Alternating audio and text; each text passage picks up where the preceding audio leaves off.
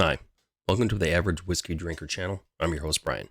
Today, we're going to be trying 100 proof, small batch, Frank August, Kentucky Straight Bourbon here on the channel.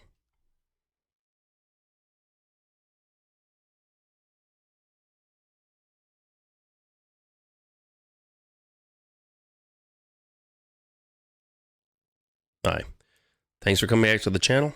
I'm your host, Brian. Today, like I said, we're going to be reviewing 100 proof, Frank August, Kentucky Straight Bourbon. This is distilled in Bardstown, Kentucky, so I'm going to throw out a hazard guess and say most likely Bardstown Bourbon Distilleries most likely did this with their juice. It's aged 4 to 5 years.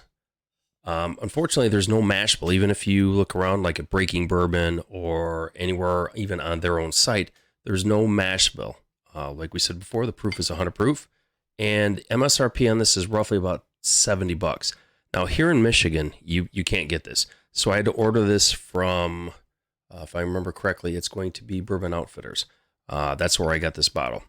So let's get into the bottle itself. I like the bottle.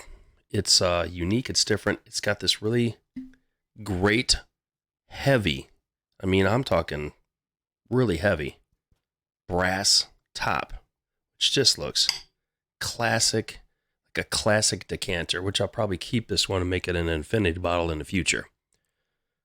So let's get into the nose. So you got hints of caramel, a little vanilla,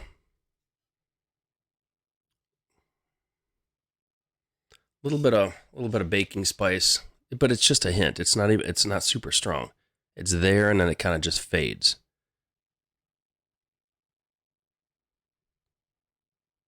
Unlike the Bardstown Bourbon Bottle and Bond, that 100 proof, that really has a lot of volume on your nose.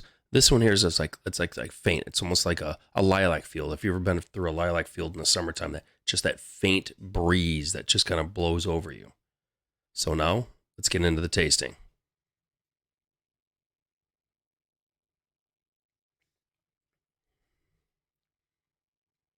So on the tongue, you get a little bit of that caramel, a little of vanilla note. But as it gets back to the mid palate, it's like a little bit of cinnamon, a little bit of rye spices. Not heavy. It's very faint. It's very light.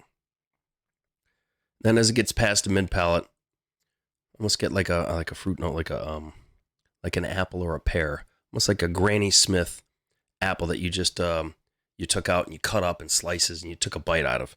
I mean, it's not bad. I mean, it's just it's kind of there and it kind of finishes real nice. It's a very even, very simple sip.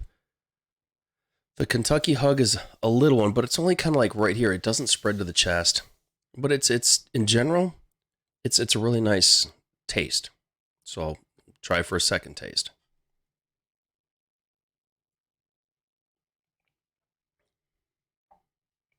You get a little bit of heat. Again, like I said, it's very faint.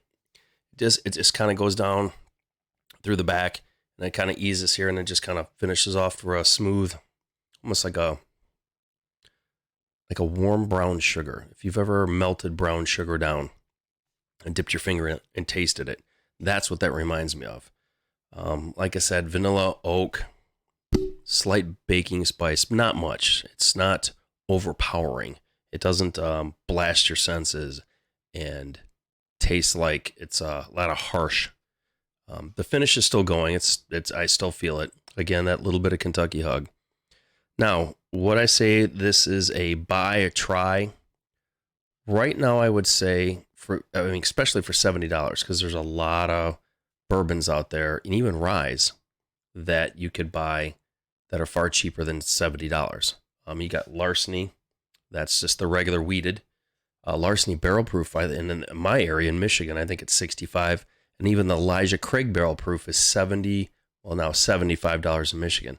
So I would say this is, if you're at the bar, you see this really cool bottle with a great brass top, I'd honestly say give it a try. If it's anywhere between $10 to $17 for a 2-ounce pour, go ahead and try it and see what you think. Again, my name is Brian. This is the Average Whiskey Drinker channel. Thanks for watching.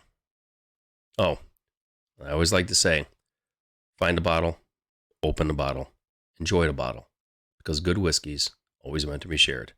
Thanks again for watching.